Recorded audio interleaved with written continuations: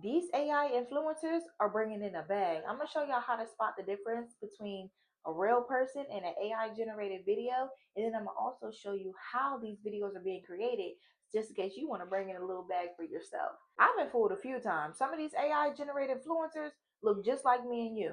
For instance, check this video out. Step 1, don't be dumb like me and glue your eyeballs shut. Use the damn mirror, not your front cam. Step 2, pray. These tweezers do not got my back today. These AI influencers are creating tutorials, doing mukbangs, even selling products. Like, for goodness sake, they're even scamming people. On the latest trends I've been seeing around New York. It's been very hard for a lot of people to tell the difference, but all those videos you just seen are AI generated characters. Now, some of them is a dead giveaway. I seen one video on TikTok where the girl was eating lava as the mukbang.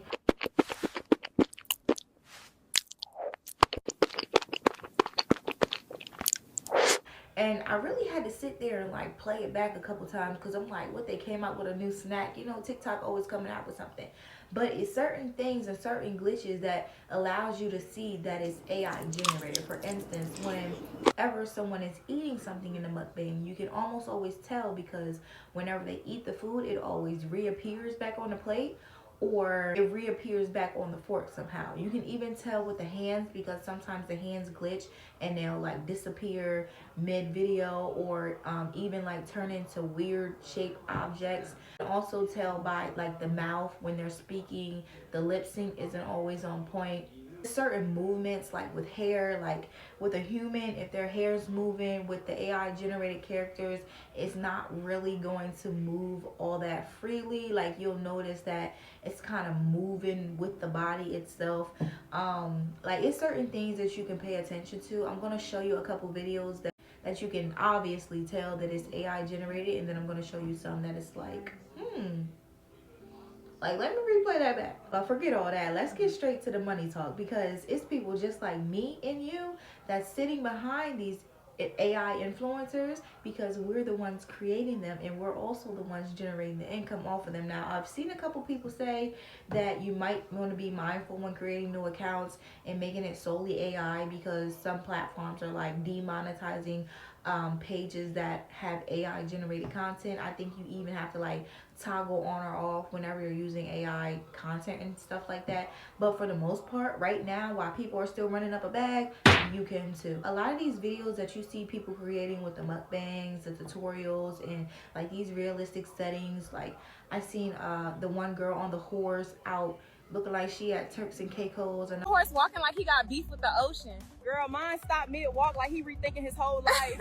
They both got an attitude. That's crazy work. The girl in her bathroom, which looks like a very realistic setting. What you have to do is go to Google VO, and you can create an account if you want. I don't believe you have to, but it's going to ask you if you want to create videos using Gemini or something else. I forget what it's called. You want to make sure that you create your videos in Gemini. At least that's what I use. I find that it's easier. Once you get to Gemini, it's going to tell you to describe the type of video that you want to create. Now, here is where, if you don't know right off the bat what to say or what you would like for it to generate, you can incorporate using ChatGPT. So you would go on over to ChatGPT and try to describe it to ask it to write you a prompt of whatever you want the video to do. So like, say if you wanted your AI character to look exactly like how I look right now, sitting in a setting with just like a plain white background, then you would explain exactly that. You would say, create me a prompt for Google VO to make me an 8-second clip, because Google VO only creates 8-second clips at a time. However, they're making these videos long is because they're taking each clip and they're merging them together. So you're going to ask it to write you an 8-second script because you don't want it to be too long. And you can say anything like, make me an African American woman with deep wave curly hair, sitting in a really realistic setting, such as a bathroom or a bedroom, with a white background, blinds in the back, a candle in the window. Just be really specific of how you want it. Maybe she has like a very soft spoken voice, or a very like sassy, real ghetto ratchet voice.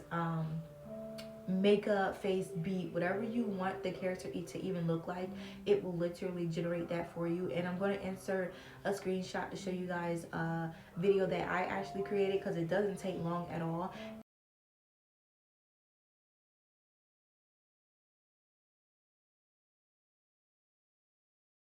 And yeah, with Google VO, you only get like 3 free prompts that you can use in a single day. It resets every 24 hours. But again, if you don't like it, I would just suggest like creating your video and putting it out there just to see how well it does.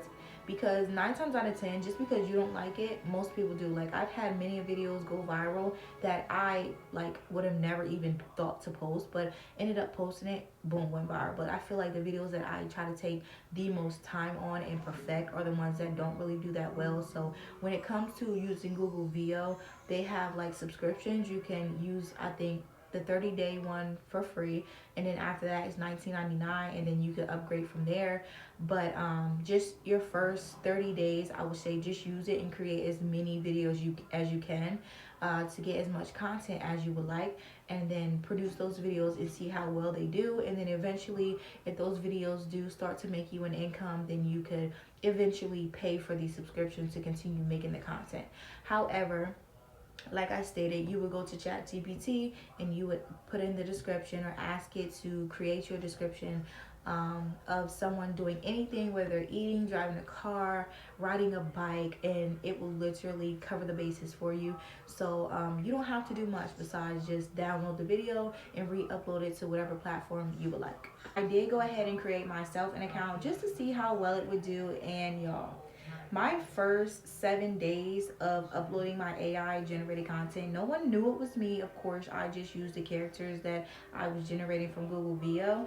And y'all, my page got monetized within like that first week. I kid you not. Like, when I tell you that these videos perform very, very well, especially if you can narrow down exactly how you want your character to look, you can even get it to create the same character for you over and over again. Like, it doesn't even have to be different characters.